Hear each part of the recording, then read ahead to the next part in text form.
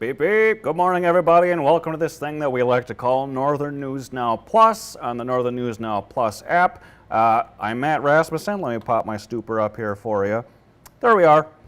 Here I am, local filmmaker slash morning show director slash king of Halloween when the time of year is right, which is coming up soon. We'll talk a little bit about spooky season coming up later. But today, we're going to be talking about Jaws, which was my flick of the week this morning on our morning segment.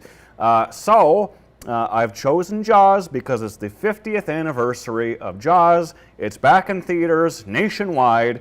I'll tell you a little bit about where you can go and see it. In fact, I'll just tell you now. So, there's places all around town here in Duluth. The two big Marcus cinemas, Lakes and Duluth 10, are playing Jaws. If you go over to Cloquet, you can catch it there. If you go out to the Twin Cities, you can catch Jaws. And if you go up on the Iron Range, you can catch Jaws. So if you're bored, if you got nothing else going on Labor Day, please go out and watch Jaws. Support the theaters because there's nothing like watching a movie in a crowd of people. It's better than streaming, in my opinion. So anyway, we'll talk a little bit more about Jaws in just a minute. Let's recap our box office numbers here. Let me find the video if I can. And all right, so in first place, The Roses. Wait a minute, none of this is right. Hold on. Let's restart this. Zoom. There we go, rewind. All right. So, back to the start. The Roses came out fighting in fifth place, beginning its run with $6.4 million. Next, Freakier Friday fell to fourth place. The comedy sequel made $6.5 million. Not bad. Everyone really enjoyed the original, and this one's doing pretty well also. Then the action comedy Caught Stealing debuted in third place, opening with $7.8 million. And that one also has Austin Butler in it, and Sydney wanted everyone to know, yes, Austin Butler, he played Elvis, great guy. Next, the 50th anniversary of Jaws. Here's my flick of the week. It gobbled up $8.1 million for second place. And then in first place, Weapons returned to number one, earning $10.2 million for a domestic total of $135 million on a production budget of $38 million. Yay, horror. Yay, Jaws. So let's talk a little bit about Jaws.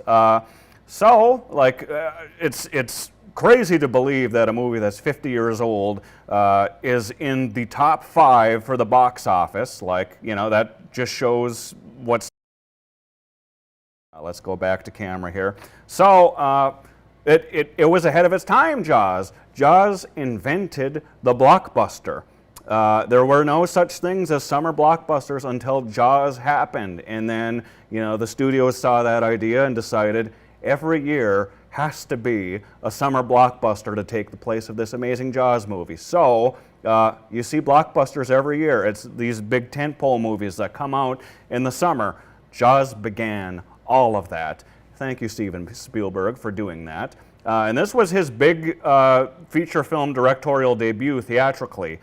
He directed some other things. He made Duel and some other things like that. But the thing about this movie that really hits home, well, it's a slow burn, right?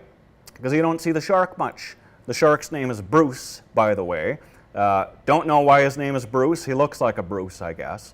The psychological horror of this shark movie is what really does it, because you don't see the shark much.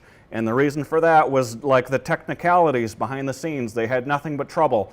And it wound up being the best thing for the movie. It was originally written to have a lot more, shark action and things, and you see the shark more in the sequels as they come along. And this one just, the psychology behind it carried the movie. Oh, I'm dressed like Quint, by the way. Quint from the original Jaws, who goes out and wants to destroy Bruce the shark. And spoiler alert for a 50-year-old movie, things don't go too well for Quint. But he was very entertaining. A lot of people's favorite characters. So let's talk a little bit about the sequels. Jaws 1 did so well, they had to greenlight a sequel. So Jaws 2 was okay. you know, it did all right in the box office, and it sees the return of Brody and, you know, a few other characters, and that's kind of it that's noteworthy as far as the good sequels that came out. Jaws 3 then came out, Jaws 3D at the time, and it was more about the gimmick of 3D than it was about the storytelling or like the actual good effects or anything like that. Like, personally, I enjoyed Jaws 3D, but there are some really laughable moments, especially one of the final shots where the shark comes in and it's not even animated. It's just like, you know, the shark's supposed to be like this. It's just like coming at the camera, and then it blows up. And that's the climax of Jaws 3D. And for whatever reason, Jaws 3D did well enough that they greenlit a Jaws 4 called Jaws the Revenge. This one I also love a lot. They bring back the Brody family as characters. Of course, they couldn't get the original guy back.